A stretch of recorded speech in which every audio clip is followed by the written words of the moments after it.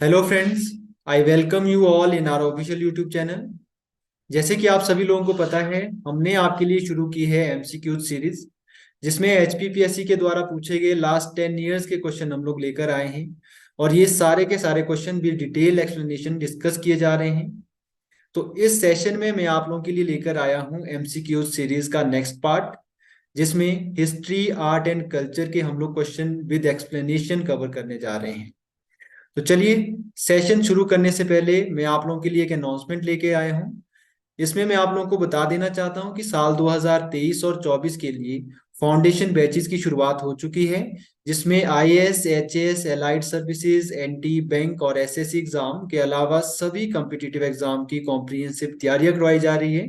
जिस भी एग्जाम के लिए आप सभी लोग प्रिपेयर कर रहे हैं, तो आप एनरोल कर सकते हैं नीचे दिए गए नंबर्स पे। चलिए शुरुआत करते हैं आज के सेशन की with first question. So here we have first question of the session. यहाँ पर पूछा गया है, find out among the following the author of मॉरिस ए आलमगीरी।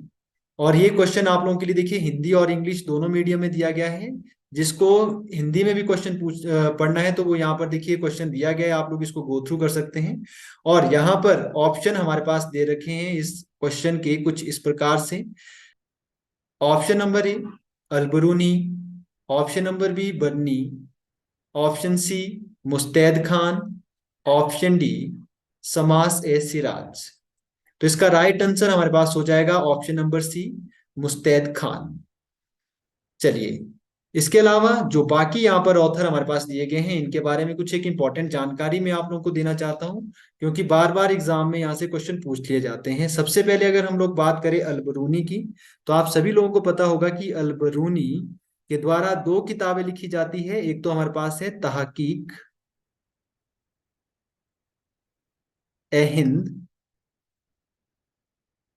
और सेकंड हमारे पास है किताबुल हिंद।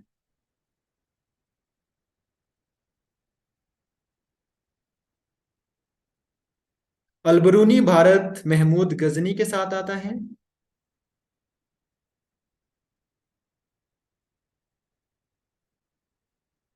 और ये भारत में 1017 से लेकर 1030 तक रहता है।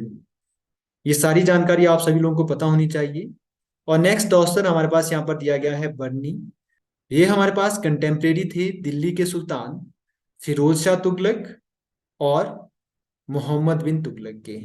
इनके द्वारा साल 1356 में फर्स्ट क्रॉनिकल पब्लिश की गई।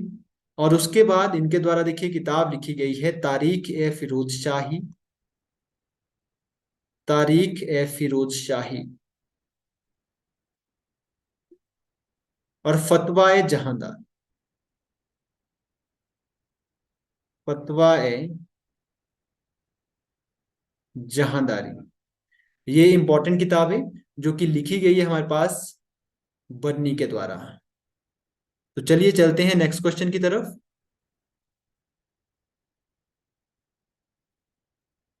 क्वेश्चन नंबर सेकंड हमारे पास पूछा गया है, which of the following Maratha was given a mansab of 700 to 7000 by Aurangzeb.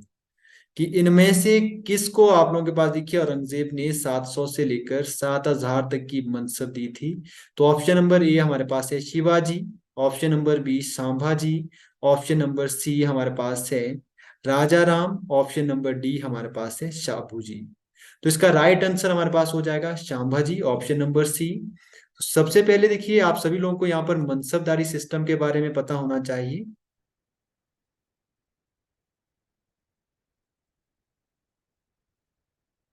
मनसबदारी system basically start किया गया था मुगलों के द्वारा।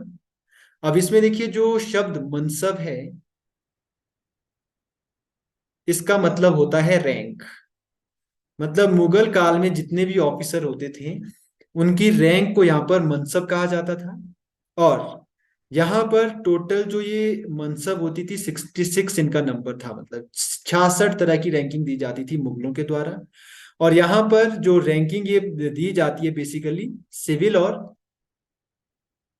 मिलिट्री मैटर में। सिविल और मिलिट्री में ये पूरी की पूरी रैंकिंग्स दी जाती हैं। और किसी इंसान की जो मनसब है वो डिपेंड करती थी दो टर्म्स पर, आप लोगों ने ये सुनी होगी। फर्स्ट हमारे पास है जात, और सेकंड टर्म हमारे पास होती थी स्वार। तो जात का मतलब होता था रैंकिंग, इसके अकॉर्डिंग दी जाती थी सैलरी। और स्वर होता था कि एक मनसबदार के द्वारा कितने सैनिकों को मेंटेन किया जाएगा या कितने सैनिक वो रख सकता है, वो हमारे पास होता था स्वर। तो यहाँ पर देखिए जात और स्वर के अकॉर्डिंग आप लोगों के पास देखिए जितनी सैलरी है उतने ही उसको देखिए आप लोगों के पास सोल्जर्स मेंटेन करने पड़ते थे, और ये डिपेंड करता था अपॉन द रैंकिंग, की रैंकिंग उस ऑफिसर की कितनी है, किस रैंक में वो काम कर रहा है, मिलिट्री और सिविल दोनों मैटर्स में। तो यहाँ पर आंसर हमें मिल गया है। आंसर हमारे पास ऑप्शन नंबर सी है, संभाजी। चलिए चलते हैं नेक्स्ट क्वेश्चन की तरफ, क्वेश्चन नंबर 3। क्वेश्चन नंबर 3 हमारे पास पूछा गया है, who abolished the dual form of government in Bengal.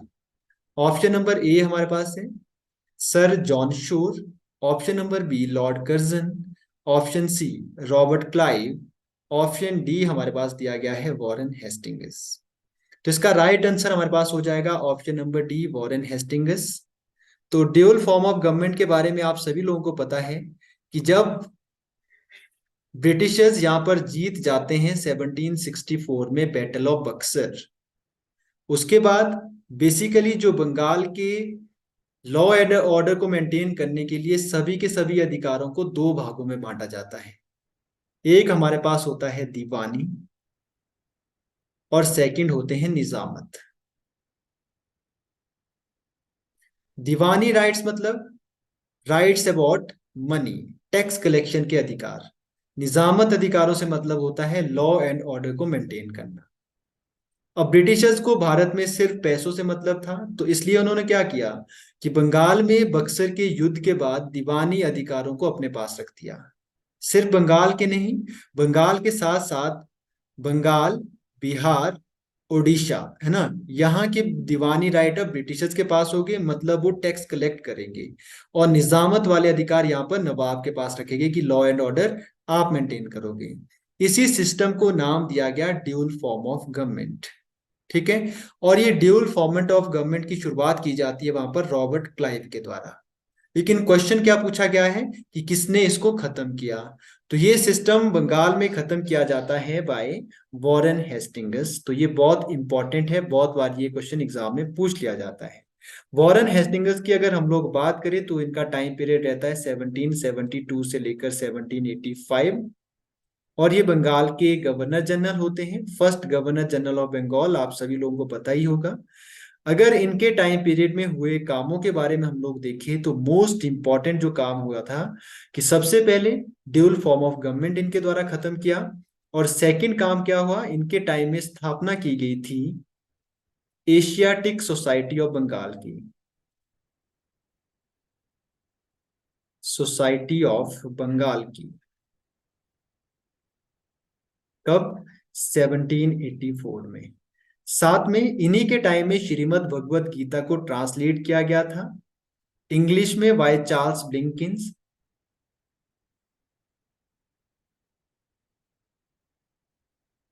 बहुत इंपॉर्टेंट क्वेश्चन है, बहुत बार एग्जाम में पूछा जाता है। और इन्हीं के समय में इन्हीं के समय में हमारे पास 1784 को आता है Pitt's India act. Pitt's India act ये भी बहुत बार एग्जाम में पूछा जाता है। और आप सभी लोगों को ये भी पता होगा that he was only governor general of British east India company who was impeached. ठीक है, इनको महाभियोग से हटाया गया था। रॉबर्ट क्लाइव के बारे में अगर हम लोग बात करें तो रॉबर्ट क्लाइव ने 1757 के प्लासी के युद्ध में अंग्रेजी सेना का नेतृत्व किया था। उसके बाद इन्हें 1765 में अगेन कंपनी का गवर्नर जनरल बनाया जाता है, और ये शुरुआत करते हैं ड्यूल फॉर्म ऑफ गवर्नमेंट की। आप सभी लोगों को पता होगा लॉर्ड कर्जन के द्वारा जितने भी काम किए गए थे ये सारे के सारे हम लोगों ने लास्ट क्लास में डिस्कस कर लिए थे, तो आप लोग वीडियो देख सकते हैं जो कि यूट्यूब चैनल में पड़ी हुई है। और यहाँ पर अगर देखिए बात करें हम लोग सर जॉन शोर के बारे में, सर जॉन शोर के द्वारा बेसिकली पॉलिसी अपनाई जाती है नॉन इंटरफेरेंस की। ये किसी भी तरह का इंटरफेयर नहीं करेंगे in the internal matter of provinces.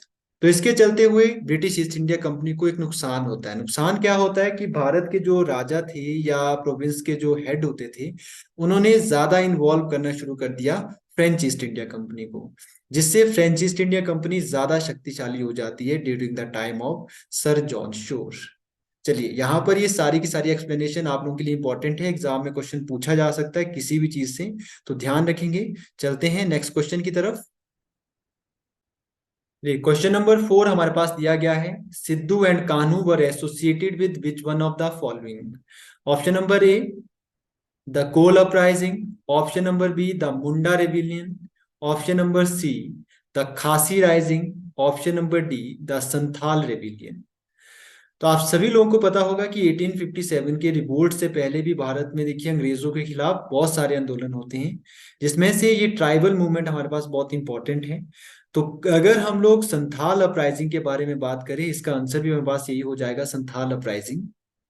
तो ये आंदोलन 1855 में चलाया गया था बेसिकली, और इसके जो इंपॉर्टेंट लीडर थे सिद्धू और कान्हू, आप लोगों के पास देखिए ऑलरेडी दे रखे हैं। इसके अलावा यहाँ पर हमारे पास है चांद और भैरव,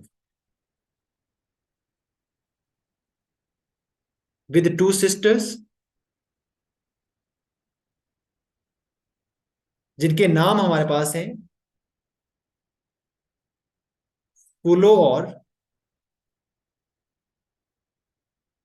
झानो। फूलो और झानो।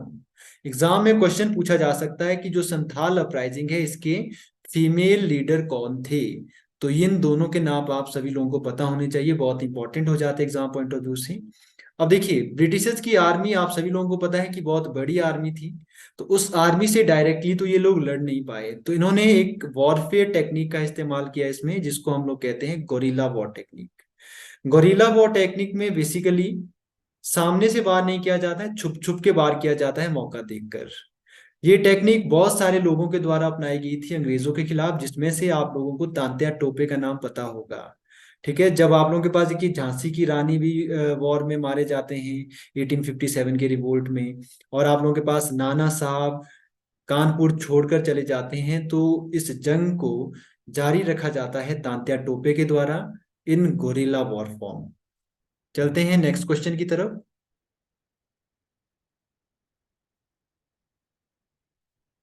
क्वेश्चन नंबर 5 यहाँ पर पूछा गया है, मैच द लिस्ट। तो यहाँ पर आपको लिस्ट मैच करनी है। सबसे पहले यहाँ पर दी गई है list number 1, then here we have list number 2। आप सभी लोगों को मैच करना है। ये कुछ इंपॉर्टेंट लीडर्स दिए गए हैं और उनके द्वारा देखिए लिखी गई कुछ किताबें हैं। सबसे पहले हमारे पास है दादा भाई नौरोजी। आप सभी लोगों को पता है कि दादा भाई नौरोजी के द्वारा बुक लिखी गई थी poverty and un British rule in India. फिर बात करते हैं बाल गंगाधर तिलक की। बाल गंगाधर तिलक के द्वारा किताब लिखी गई है गीता रहस्य, वेरी वेरी इंपॉर्टेंट, बहुत बार एग्जाम में क्वेश्चन पूछा जाता है। दयानंद सरस्वती, इनके द्वारा किताब लिखी गई है सत्यार्थ प्रकाश। और यहाँ पर हमारे पास दिया गया है बंकिम चंद्र चटर्जी, इनके द्वारा बुक लिखी गई है आनंद मठ। ये बेसिकली नॉवल है, उपन्यास है। तो इसका राइट आंसर आप लोगों के पास हो जाएगा ऑप्शन नंबर बी, जिसमें आप लोगों के पास देखिए दिया गया है दिस वन। अगर हम इन सभी लीडर्स के बारे में बात करें, सबसे पहले दादा भाई नौरोजी, आप सभी लोगों को पता है कि grand old man of India के नाम से इनको जाना जाता है। बेसिकली पारसी फैमिली में पैदा हुए थे और पेशे से बिजनेसमैन थे। अगर हम लोग बात करें कि ये फ्रीडम स्ट्रगल में किस तरह से आए या क्या क्या इनके द्वारा काम किए गए हैं, तो सबसे पहले इनके द्वारा देखिए एक कंपनी की स्थापना की जाती है ब्रिटेन में। ये बेसिकली उसके फाउंडिंग मेंबर होते हैं कामा एंड को। कामा एंड को, ये फर्स्ट कंपनी मानी जाती है जो किसी इंडियंस के द्वारा ब्रिटेन में चलाई गई थी और खोली गई थी। उसके बाद इनके द्वारा स्थापना की गई है कुछ एक इंपॉर्टेंट ऑर्गेनाइजेशन की, जो एग्जाम में बहुत बार पूछी जाती है। फर्स्ट है लंदन इंडियन सोसाइटी या लंदन इंडिया सोसाइटी। इसकी स्थापना इनके द्वारा की गई थी 1865 में। सेकंड ऑर्गेनाइजेशन हमारे पास है east India society. East India society. इसकी स्थापना की जाती है 1867 में। तो आप सभी लोगों को ये भी पता होना चाहिए कि इन्होंने एक थ्योरी दी थी जिसको आप लोगों के पास देखिए कहा जाता है drain of wealth theory. Drain of wealth theory इन्होंने इसी अपनी बुक में दी थी, poverty and un-British rule in India, जो बहुत बार एग्जाम में पूछी जाती है, ड्रेन ऑफ वेल्थ थ्योरी। इसमें बेसिकली इन्होंने ये बताया था कि किस तरह से इंडियंस की वेल्थ को ड्रेन किया जा रहा है टूवर्ड्स वेस्ट, मतलब ब्रिटिशर्स भारत के पैसे को किस तरह से ले जा रहा है अपने देश के लिए। तो ये इंपॉर्टेंट हो जाता है, बहुत बार एग्जाम में क्वेश्चन पूछा जाता है। देन आप सभी लोगों को ये भी पता होगा that in 1892 he was elected for house of common bye Britishers. तो ये फर्स्ट एशियन होते हैं जिनको हाउस ऑफ कॉमन के लिए चुना जाता है ब्रिटिश एरा में। ये सारी की सारी इंपॉर्टेंट इंफॉर्मेशन आप सभी लोगों को पता होनी चाहिए दादा भाई नौरोजी के बारे में। अगर हम लोग बी ऑप्शन की बात करें, दयानंद सरस्वती, इनके बारे में हम लोगों ने लास्ट सेशन में भी डिस्कस कर लिया, और यहाँ पर भी आप सभी लोगों को पता है कि इनकी इंपॉर्टेंट किताब है सत्याग्रह प्रकाश, और बाकी इंफॉर्मेशन के लिए आप लोग लास्ट वीडियो देख सकते हैं। ऑप्शन नंबर सी की बात करें, बाल गंगाधर तिलक। बाल गंगाधर तिलक हमारे पास एक इंपॉर्टेंट लीडर रहते हैं, और इनके द्वारा जो इसके अलावा गीता रहस्य के द्वारा एक इंपॉर्टेंट किताब और लिखी गई है जिसका नाम हमारे पास है Arctic home of Aryans. Arctic home of Aryans, जिसमें ये मानते थे कि जो आर्यन का ओरिजिनल होम है वो आर्कटिक रीजन है। ठीक है। अब अगर बात करें हम लोग बंकिम चंद्र चटर्जी की, तो बंकिम चंद्र चटर्जी एक इम्पॉर्टेंट नाम है। आप सभी लोगों को पता है कि इनके द्वारा जो ये आनंदमठ उपन्यास लिखा गया था, इससे हम लोगों ने लिया है अपना नेशनल सॉन्ग जो कि है वंदे मातरम। इसी आनंद मठ में इन्होंने लिखा था अबाउट सन्यासी रिविलियन। अगर आप लोगों ने देखिए इंडिया के जो बहुत सारे अपराइजिंग आंदोलन हुए हैं, जिसमें से पीजेंट के आंदोलन, किसानों के आंदोलन थे, जिसमें से हमारे पास देखिए ट्राइबल मूवमेंट थे, तो उसमें से सन्यासी आंदोलन भी एक बहुत इंपॉर्टेंट आंदोलन है। तो उस सन्यासी आंदोलन के बारे में लिखा था इन्होंने आनंद मठ में। आनंद मठ के द्वारा इनके द्वारा कुछ एक और किताबें भी लिखी गई थी जिसमें इंपॉर्टेंट आप लोगों के पास है 1882 में इनके द्वारा चलाई गई एक मैगजीन जिसका नाम है बंगा दर्शन। बंगा दर्शन। एंड इसके अलावा एक और नॉवल लिखी गई थी जिसका नाम हमारे पास था देवी चौधराइन। देवी चौधराइन। तो ये सारी की सारी इंपॉर्टेंट इंफॉर्मेशन होगी बाकी सभी लीडर्स के बारे में। तो ध्यान रखेंगे, इसमें से क्वेश्चन कोई भी पूछा जा सकता है, तो इसको आप लोग नोट डाउन भी कर सकते हैं, नोट्स अपने प्रिपेयर कर सकते हैं साथ साथ में ही। चलते हैं नेक्स्ट क्वेश्चन की तरफ। क्वेश्चन नंबर 6 यहाँ पर पूछा गया है, who was the head of boundary commission which demarcated the boundary of India and Pakistan. Option number A Radcliffe, option number B McMahon, option number C Simon, option number D none of the above. I hope कि आप सभी लोगों को इसका answer पता होगा। इसका answer हमारे पास है option number A Radcliffe. And आप सभी लोगों को यह भी पता होगा कि इंडिया और पाकिस्तान के बीच की जो सीमा रेखा है उसका नाम भी हमारे पास है रेड क्लिफ। ये कमीशन बिठाया गया था 1947 में, और इस कमीशन के द्वारा बाउंड्री बनाई गई भारत की, एक तो पंजाब में और दूसरी बंगाल में। ठीक है। और इस बाउंड्री कमीशन के हेड थे सर रेडक्लिफ, और इन्हीं के नाम पर देखिए भारत और पाकिस्तान की सीमा का नाम भी रखा गया रेडक्लिफ लाइन।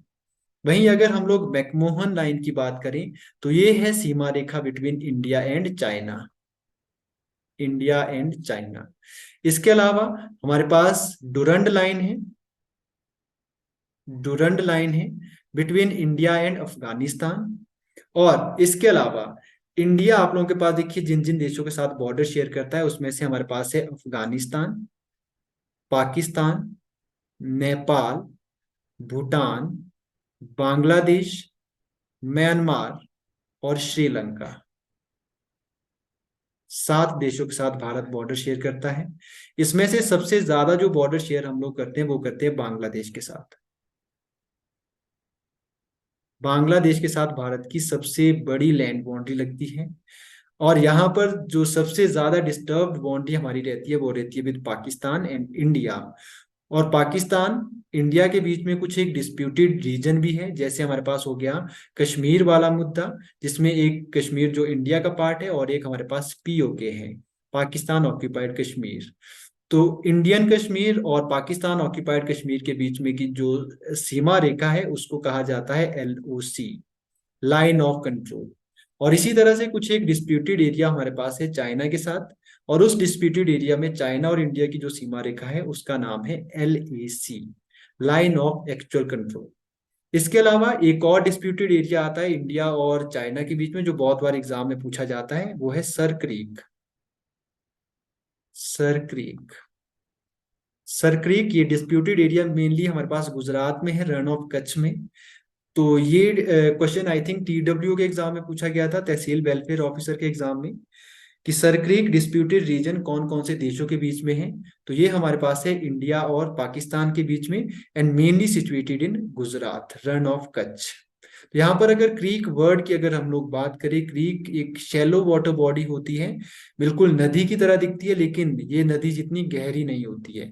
सर क्रीक की लंबाई की बात करें तो ये हमारे पास लगभग 96 किलोमीटर है।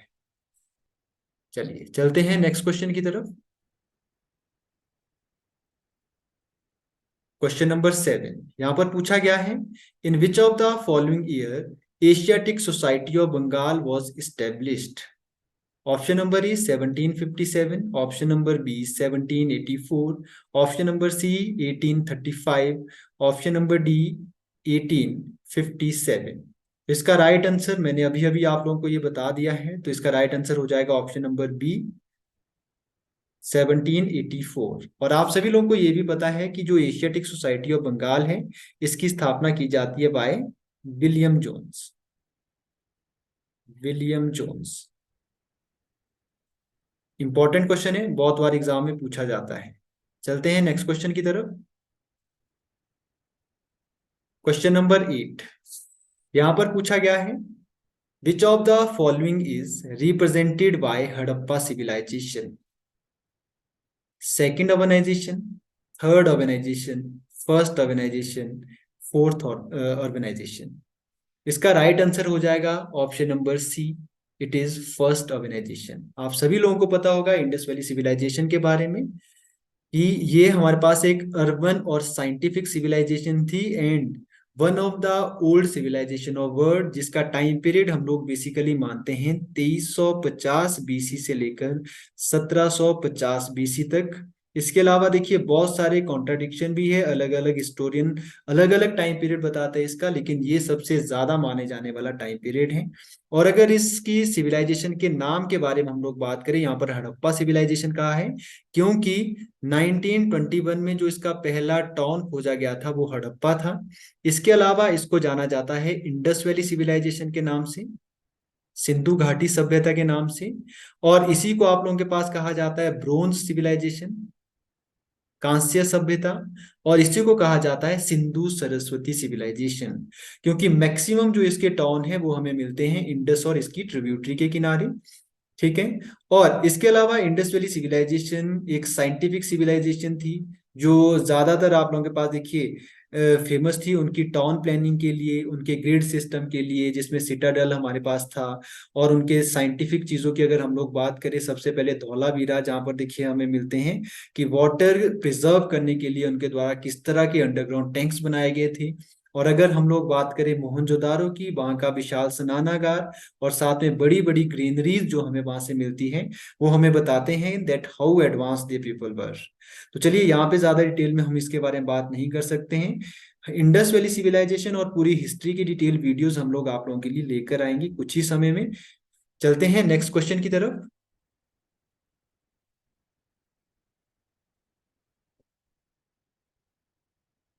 यहाँ पर पूछा गया है, which of the following river is called नंदितम in Rigveda. Option number A आप लोगों के पास दिया गया है झेलम, रावी, ब्यास, सरस्वती। तो इसका राइट आंसर हो जाएगा option number D, Saraswati. Saraswati को वैदिक टाइम में नंदितम के नाम से भी जाना जाता था। और अगर हम लोग देखिए ऋग्वैदिक टाइम की बाकी नदियों की बात करें जिनके बारे में ऋग्वेद में मेंशन किया गया है, और उनके वैदिक नाम जो एग्जाम में क्वेश्चन पूछे जाते हैं, मॉडर्न नेम दिया होता है और आपको बताना होता है वैदिक नेम। चलिए, जैसे कि यहाँ पर हमारे पास दी गई है रिवर झेलम। झेलम का वैदिक नाम हमारे पास हो जाएगा वितस्ता। वितस्ता। यहीं पर हमारे पास दिया गया है रिवर रावी। इसका वैदिक नाम हो जाएगा पुरुषनी। जैसे हमारे पास व्यास व्यास दिया गया है, इसका वैदिक नाम हो जाएगा विपाशा।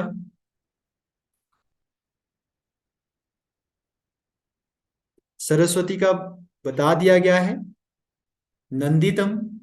और इसके अलावा हमारे पास है river Indus.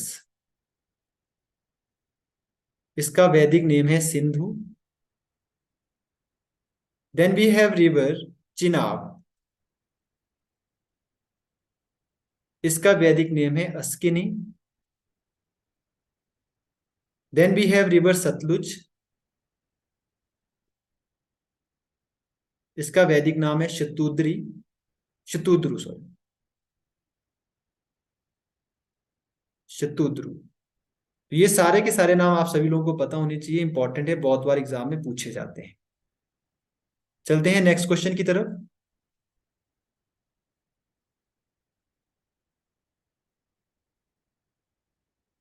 The officer who enjoyed authority over the large pasture ground was known as during the Rig Veda period। कि मतलब जिस अधिकारी के पास सबसे बड़े बड़े चारागाह होते थे वैदिक टाइम में, उसे क्या कहा जाता था? Option number A Gramani, option number B Prajapati, option number C Kulapa, option number D Senani. तो राइट आंसर हमारे पास हो जाएगा प्रजापति, ऑप्शन नंबर बी। ग्रामीणी हमारे पास देखिए गांव का हेड होता था। कुलपाल हमारे पास फैमिली का हेड होता था। सेनानी हमारे पास होता था हेड ऑफ आर्मी। इसके अलावा ऋग्वेदों में कुछ एक टर्म्स हमारे पास आती है, जैसे कि अगर हम लोग बात करें ओम, तो ओम शब्द ऋग्वेद में आने वाला सबसे ज्यादा शब्द है, जो कि ऋग्वेद के सभी श्लोकों में, आप सभी लोगों को पता है कि 1026 हिम्स है वहां पर, तो उन सब में हमारे पास ओम आता है। और इसके अलावा हमारे पास कुछ इंपॉर्टेंट टर्मिनोलॉजी है जो बार बार एग्जाम में पूछी जाती है। फॉर एग्जाम्पल यहाँ पर है गौधुली। गौधुली ये हमारे पास यूज किया जाता था टाइम के लिए टर्म। इसी तरह से हमारे पास टर्म है गव्युति। ये यूज की जाती थी डिस्टेंस के लिए। डिस्टेंस के लिए। देन वी हैव टर्म गोत्रा। ये यूज की जाती थी किनशिप के लिए।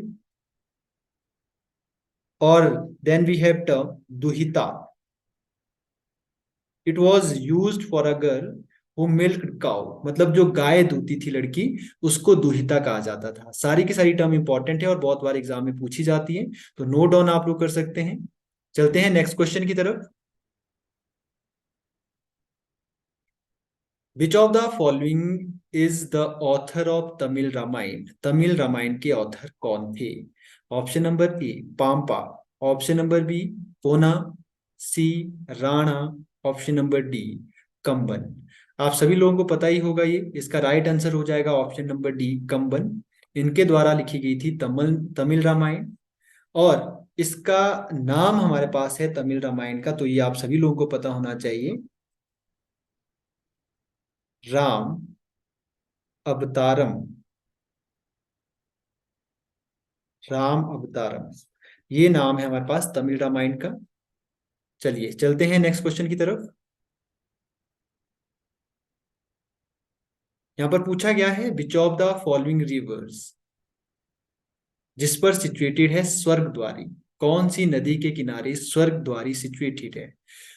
Option number A Indus, B Ganga, C Godavari, D Brahmaputra.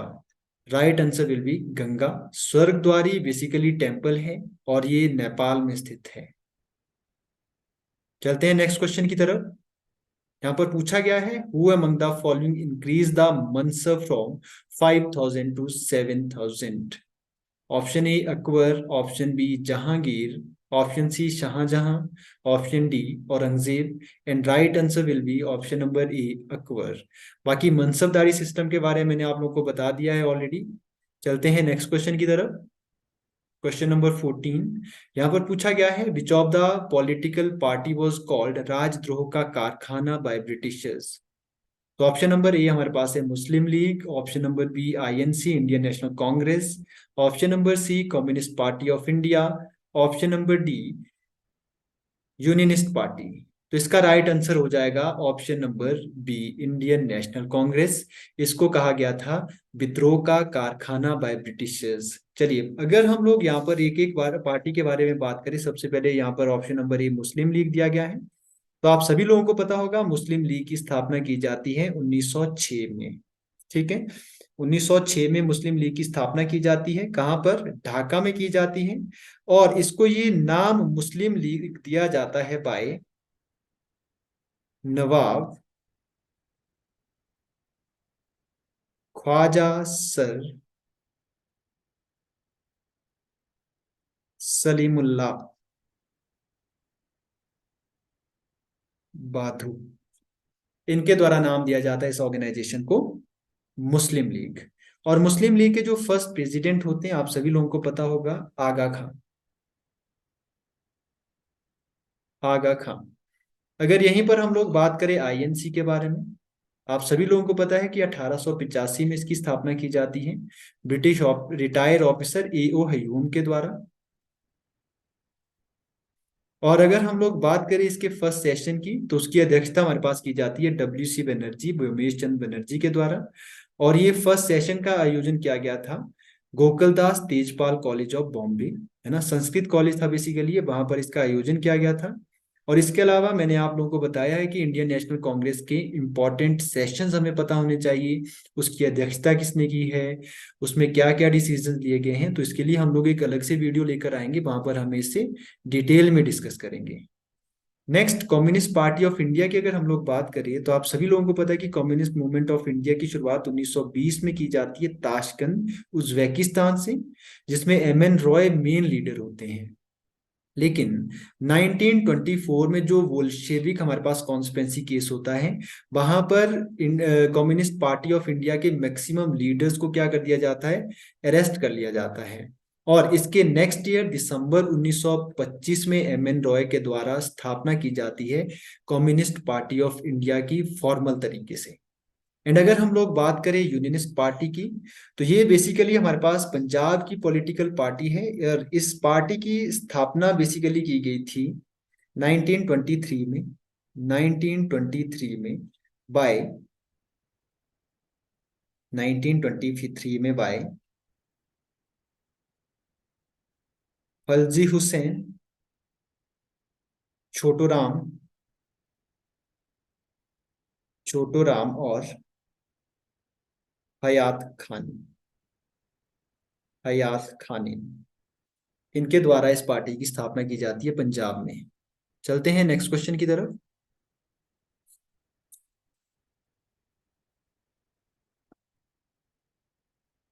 Question पूछा गया है, who among the following establish the central Hindu school at Banaras. Option number A Madan Mohan Malaviya, option number B Annie Besant, option number C Raja Ram Mohan Roy, option number D Dayanand Saraswati, Swami Dayanand Saraswati, है ना, complete नाम ये है इनका। तो इसका राइट आंसर हमारे पास हो जाएगा Annie Besant. As you all know that इस स्कूल की स्थापना एनी बेसेंट के द्वारा की गई थी 1898 में। और 1916 में with the efforts of Madan Mohan Malviya ये हमारे पास बनता है Banaras Hindu university, BHU। Important है, आप सभी लोग इसका ध्यान रखेंगे, कई बार एग्जाम में हो सकता है कि क्वेश्चन पूछा जाए। चलते हैं नेक्स्ट क्वेश्चन की तरफ।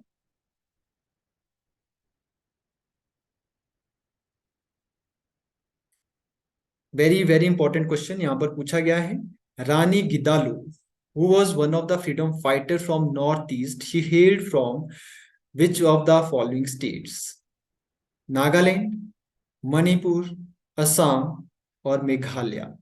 तो रानी गिदलू हमारे पास थी नागालैंड की फेमस फ्रीडम फाइटर, जो बहुत लंबे समय तक जेल में भी रही और 1937 में इनसे मिलने जाते हैं पंडित जवाहरलाल नेहरू, और ये इन्हें टाइटल देते हैं रानी का। वेरी वेरी इंपॉर्टेंट, एग्जाम में क्वेश्चन पूछा जा सकता है कि इन्हें रानी का टाइटल किसके द्वारा दिया गया था।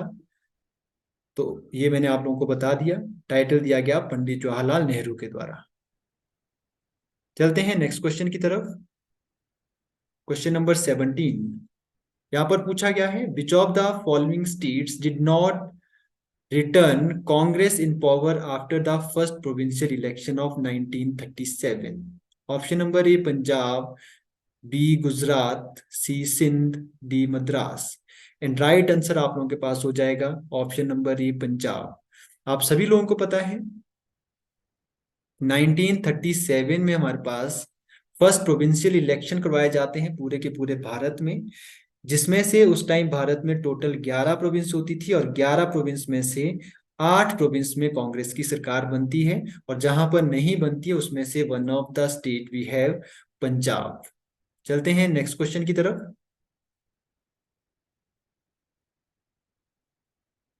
चलिए यहाँ पर पूछा गया है, arrange the following ruling dynasty of ancient India in correct chronological order.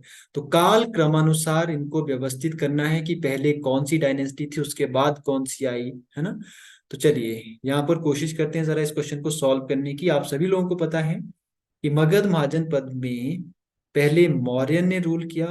Mauryan वंश हमारे पास था फर्स्ट नॉन क्षत्रिय डायनेस्टी भी इसको कहा जाता है, जिसकी स्थापना की जाती है महापद्मानंद के द्वारा। महापद्मानंद के द्वारा। इन्हीं के एक फेमस राजा होते हैं धनानंद, जिनके टाइम में 326 बीसी में अलेक्जेंडर भारत पर आक्रमण करता है, और भारत में एक ही राजा होता है पोरस, जो उसके खिलाफ युद्ध लड़ता है, जिसको कहा जाता है बैटल ऑफ हाइडेस्पीस। और हाइडेस्पीस हमारे पास ग्रीक नेम है रिवर झेलम का। देन इसके बाद हमारे पास नेक्स्ट डायनेस्टी आती है मौर्यन, जिसकी स्थापना की जाती है चंद्रगुप्त मौर्य के द्वारा with the help of Chanakya, also known as Vishnugupta and Kautilya, जिनके द्वारा फेमस बुक लिखी गई है अर्थशास्त्र। देन उसके बाद सेंट्रल एशिया चाइना से एक ट्राइब आती है जिसको कुषाण नाम दिया जाता है, और इसकी स्थापना हमारे पास की जाती है बाय भारत में अगर हम बात करें कुजल कडफिसिस। कुजल कडफिसिस के द्वारा। देन वी हैव गुप्ता, सबसे लास्ट में जो इनमें से आएगी, इसकी स्थापना आप सभी लोगों को पता है की जाती है श्रीगुप्त के द्वारा। श्रीगुप्त के द्वारा। तो आई होप यहाँ पर आप लोगों को आंसर भी पता चल ही गया होगा। तो इसका राइट आंसर हमारे पास हो जाएगा ऑप्शन नंबर सी। सबसे पहले नंद, देन हमारे पास मौर्य, देन हमारे पास कुषाण, लास्ट में हमारे पास आ जाएगा गुप्ता। चलते हैं नेक्स्ट क्वेश्चन की तरफ। यहाँ पर पूछा गया है, at which place was Vardhaman Mahavira born? Gaya, Kundalgram, Kapilvastu, Pataliputra. आप सभी लोगों को पता है राइट आंसर हो जाएगा कुंडलग्राम। तो कुंडलग्राम में वर्धमान महावीर का जन्म माना जाता है। बहुत सारी जगह 599 बीसी है, और बहुत सारी जगह 540 बीसी है। तो सबसे ज्यादा जो माने जाने वाला फैक्ट है वो है 540 वाला। तो ये राइट आंसर हो जाएगा, कुंडलग्राम में उनका जन्म होता है। और वर्धमान महावीर के बारे में अगर हम लोग बात करें, ये जैन धर्म के अंतिम तीर्थंकर होते हैं, जहां पर गुरुओं का सिस्टम होता है। तीर्थंकर मतलब जैनों के गुरु जो होते हैं। और फर्स्ट जैन गुरु की बात करें, उनका नाम आदिनाथ है। और आदिनाथ के जो बेटे बाहुबली है ना, उनकी जो आइडोल हमारे पास है 17 मीटर हाई आइडोल, कहाँ पर? जैनों के जो फेमस पिलग्रिमेज स्थान हमारे पास है श्रावण बेलगोला कर्नाटका, वहां पर हमारे पास देखिए गोमितेश्वर स्टैचू, ये रिलेटेड है Bahubali who was son of first Jain tirthankara Adinath.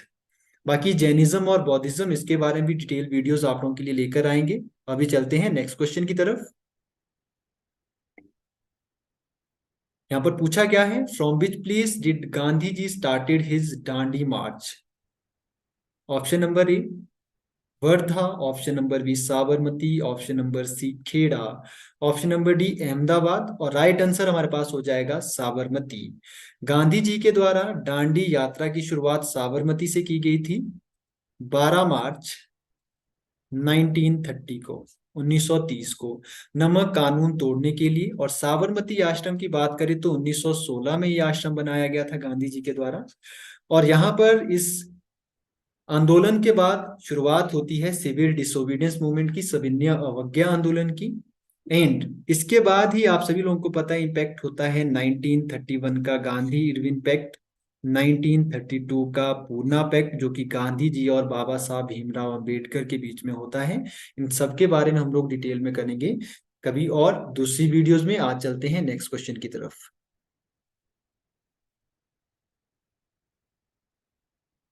Question number 21, यहाँ पर पूछा गया है, after Subhash Chandra Bose resigned from presidency of Indian National Congress in 1939, who become the party president? Option number A हमारे पास है Pattabhi Sitaramayya, option number B Maulana Azad, option number C Rajendra Prasad, option number D Jayaprakash Narayan.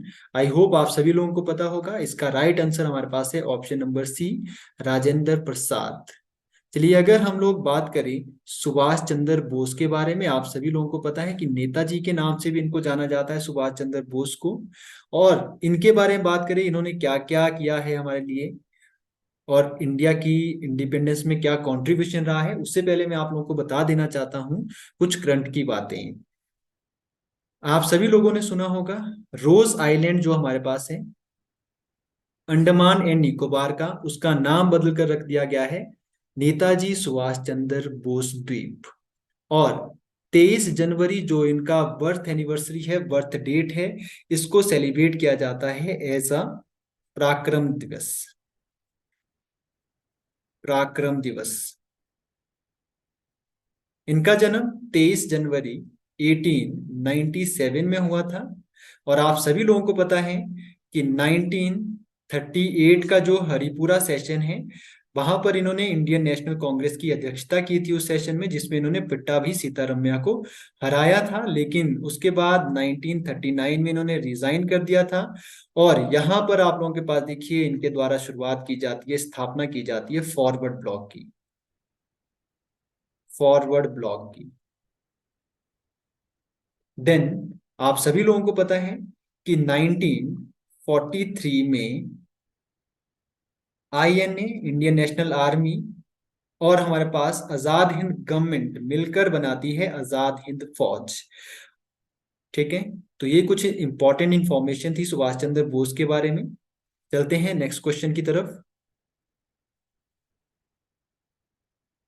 चलिए यहां पर पूछा गया है who were the two prominent leader of Home Rule League? चलिए Home Rule League, Tilak and Annie Besant, Tilak and Firoz Shah Mehta, Annie Besant and BC Pal, BC Pal and Tilak. तो आप सभी लोगों को इसका आंसर पता होगा, इसका राइट आंसर हमारे पास हो जाएगा तिलक एंड एनी बेसेंट। अगर हम लोग home Rule league of India की बात करें तो तिलक और एनी बेसेंट के द्वारा शुरू की गई थी। 1916 से 1918 तक का दौर होम रूल लीग का रहता है भारत में। यहाँ पर आप लोगों के पास देखिए एनी बेसेंट के द्वारा कुछ एक न्यूज़पेपर चलाए गए और तिलक के द्वारा कुछ एक न्यूज़पेपर चलाए गए। एनी बेसेंट के न्यूज़पेपर की बात करें तो उसमें से मोस्ट फेमस हमारे पास थे कॉमनवेल्थ एंड न्यू इंडिया। और अगर हम लोग बात करें तिलक के न्यूज़पेपर की, आप सभी लोगों को पता है मराठा, और सेकंड हमारे पास था केसरी, मराठा और केसरी। चलिए चलते हैं नेक्स्ट क्वेश्चन की तरफ। यहाँ पर पूछा गया है in 1943 Muslim League minister were installed in provinces, two of them were Sindh and North West Frontier Province, which were the other two? कि 1943 में जब आप लोगों के पास देखिए मुस्लिम लीग की मिनिस्ट्रियल काउंसिल की इंस्टॉलमेंट की गई दो प्रोविंसेस में, दोनों के नाम आप लोगों के पास दिए गए हैं, सिंध और दूसरी हमारे पास है नॉर्थ वेस्ट फ्रंटियर प्रोविंस। आप लोगों को बताना है कि इसके अलावा दो और कौन सी प्रोविंस रहती है, पंजाब और बंगाल, असम और बंगाल, बंगाल और असम, बंगाल एंड यूपी। तो राइट आंसर हमारे पास हो जाएगा यहाँ पर बंगाल एंड असम। बाकी मुस्लिम लीग के बारे में इंपॉर्टेंट इंफॉर्मेशन इस वीडियो में ऑलरेडी दी जा चुकी है और लास्ट वीडियो में हम लोगों ने डिस्कस किया था। तो चलते हैं हम लोग नेक्स्ट क्वेश्चन की तरफ। क्वेश्चन नंबर 24 यहाँ पर पूछा गया है, which Mughal ruler imprisoned his stepmother after the death of his father? Option number A Aurangzeb, option number B Shah Jahan, option number C Jahangir, option number D Humayun. तो ये हमारे पास काम किया जाता है शाहजहां के द्वारा after the death of his father. चलते हैं नेक्स्ट क्वेश्चन की तरफ। क्वेश्चन नंबर 25 यहाँ पर पूछा गया है, in which year was the partition of Bengal annulled? मतलब बंगाल विभाजन को कब रद्द किया गया? Option number A 1909, option number B 1910, option number C 1911, option number D हमारे पास आ जाएगा 1912। आप सभी लोगों को पता होगा, इसका राइट आंसर हमारे पास हो जाएगा ऑप्शन नंबर सी 1911। अगर हम लोग बंगाल पार्टीशन की बात करें तो ये भी आपको पता होगा 16 अक्टूबर 1905 में ये इफेक्ट में आता है, during the time of Lord Curzon. इनके बारे में हम लोगों ने डिटेल में लास्ट वीडियो में बात कर ली है, परंतु बंगाल विभाजन को 1911 में वापस ले लिया गया था, जिसके बाद आप लोगों के पास 1911 के ग्रैंड दिल्ली दरबार का आयोजन किया जाता है। और उस दिल्ली दरबार के बाद हमारे पास देखिए क्या किया जाता है कि जो ब्रिटिश इंडिया है उसकी कैपिटल बदल दी जाती है बंगाल टू दिल्ली। और ऑफिशियली ये हमारे पास 1911 में ये प्रस्ताव पास किया जाता है और 1912 में ये कैपिटल बदल दी जाती है। तो इसी के साथ आज के सेशन को क्लोज करते हैं। आज के लिए इतना ही। बाकी नेक्स्ट सेशन बहुत जल्द आप लोगों के लिए लेकर आएंगे, पार्ट 3। आज के लिए थैंक यू।